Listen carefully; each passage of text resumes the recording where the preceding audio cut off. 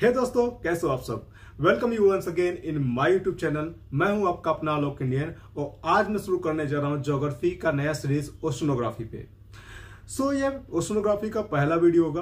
पहला वीडियो हमेशा introduction video होगा, जिसमें हम ये देखेंगे कि कौन कौन सा टॉपिक्स ओशनोग्राफी के अंदर आने वाले लेक्चर्स में हमें कवर करने हैं। फिर आज के वीडियो में हम देख लेंगे कि ओशनोग्राफी का हमारे लिए यूपीएससी पॉइंट ऑफ व्यू से क्या इंपॉर्टेंट है। ठीक है, उसमें हम प्री और मेंस दोनों के एस्पेक्ट से इंपॉर्टेंट देखेंगे। फिर अदर सब्जेक्ट से कैसे ये रिलेट करता है, कैसे इसका इंटरडिसिप्लिनरी अप्रोच हमें दिखाई देता है अदर सब्जेक्ट के साथ इन यूपीएससी एग्जामिनेशन। चलिए बिना देरी के शुरू करते हैं।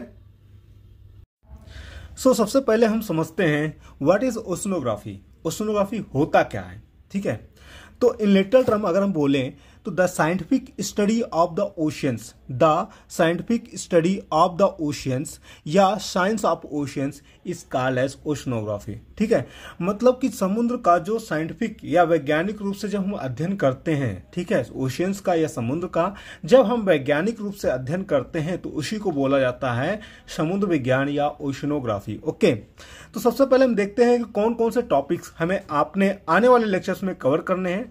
ठीक है, तो जो यूनिट फर्स्ट होगा वो जोनिंग ऑफ द ओशियन होगा। मतलब कि ओशियंस को हम पहले जोन्स में डिवाइड करेंगे जिससे हम उनका साइंटिफिक स्टडी कर सकें आसानी से। ठीक है, तो ये जो डिवीजन होता है, ये जो जोनिंग होता है वो कुछ बेसिस पे होता है। तो आइए देखते हैं किन किन बेसिस पे कैसा कैसा हम डिवीजन करेंगे ओशियंस का। ठीक है, तो the first one is the based on penetration of sun rays. Based on penetration of sun rays इसकी हम स्टडी करेंगे, जिसमें हम देखेंगे फोटिक जोन, एफोटिक जोन होते हैं, उनके क्या इंपॉर्टेंस होते हैं, ये सारी बातें इसमें हम पढ़ेंगे। फिर सेकंड है बेस्ड ऑन डेप्थ। ठीक है, गहराई के आधार पे हम ओशियंस को डिवाइड करेंगे और देखते हैं कौन कौन से नाम उनके होते हैं। ठीक है, जिसमें सब समथिंग होगा कि littoral zone, sublittoral zone, bathyal zone या एबेसल जोन, हडल जोन। ठीक है, ये सारे होंगे। Then based on oceanic mass, oceanic mass के आधार पे हम डिवीजन करेंगे और उसमें होगा लिटोरल जोन, नेरेटिक जोन और पेलेजिक जोन। ठीक है, तो ये सारे डिवीजन्स को हम पढ़ेंगे। Then comes to the geopolitical division. Geopolitical division आपको पता होगा, जिसमें inland water, territorial water, contiguous zone और exclusive economic zone and high sea आता है। ठीक है, then we will continue with the morphological division and ocean bottom relief. ठीक है, फिर लास्टली हम मार्फोलॉजिकल डिवीजन करेंगे और ये मार्फोलॉजिकल डिवीजन आप हमेशा मतलब पढ़ते रहे हैं हमेशा से, जिसमें होता है continental shelf, continental slope, submarine canyon, continental rise, abyssal plain या डीप सी प्लेन ईटीसी। ठीक है,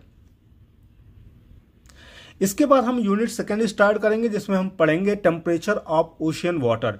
ठीक है, ओशियन वाटर का टेम्परेचर के बारे में हम स्टडी करेंगे और देखेंगे कि कौन कौन से फैक्टर होते हैं जो ओशियन वाटर में डिस्ट्रीब्यूशन ऑफ टेम्परेचर को इंपैक्ट करते हैं या अफेक्ट करते हैं। ठीक है, और हम उस डिस्ट्रीब्यूशन को दो तरीके से पढ़ेंगे, horizontal distribution and vertical distribution.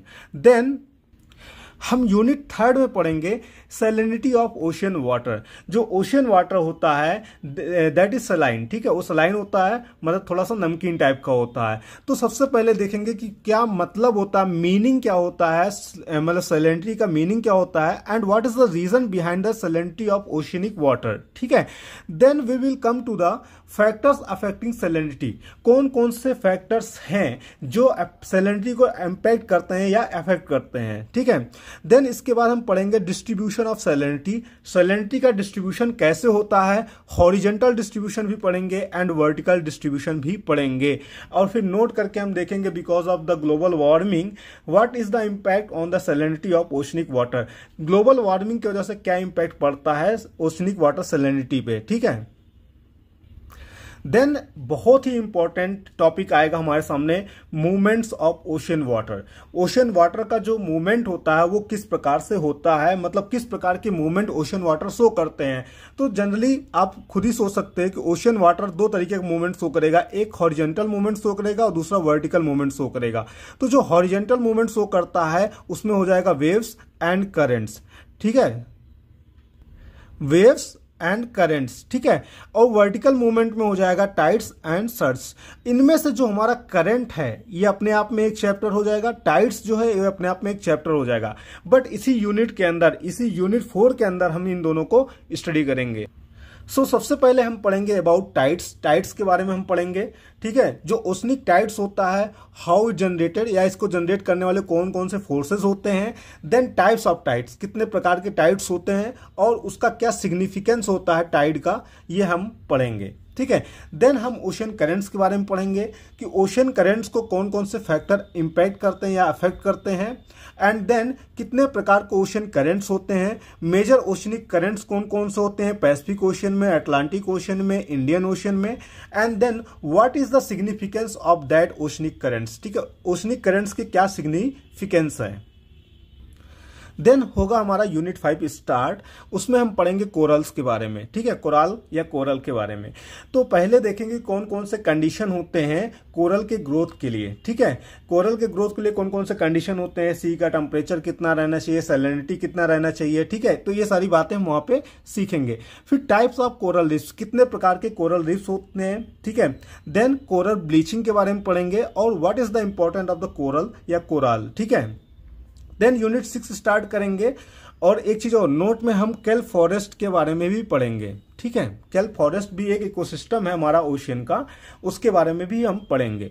Unit 6 start करेंगे and then we will study about कि ओशियन डिपॉजिट्स, ठीक है, और ओशन पॉल्यूशन के बारे में।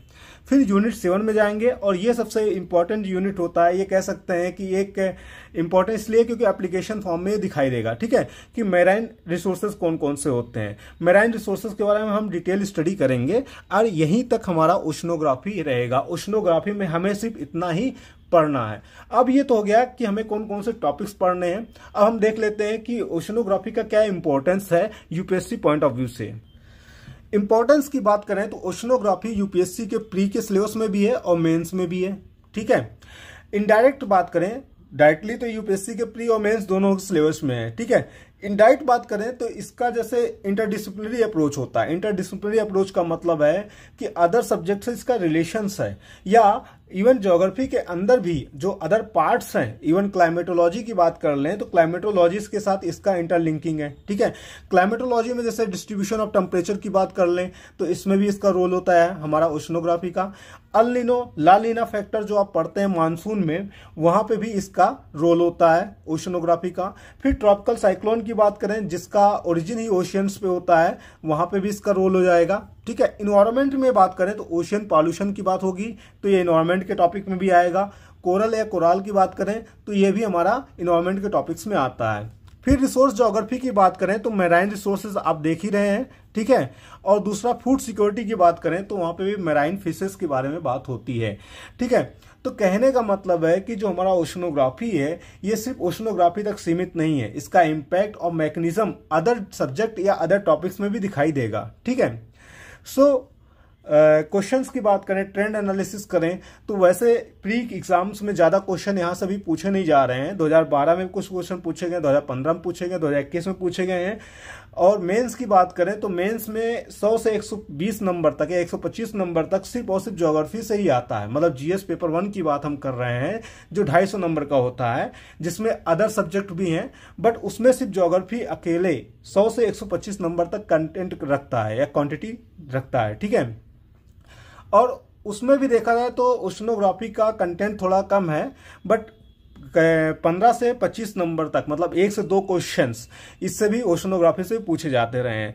सो मिलते हैं नेक्स्ट वीडियो में और हम शुरू करते हैं हमारा ओशनोग्राफी। और हम सबसे पहले करेंगे जोनिंग ऑफ ओशियंस।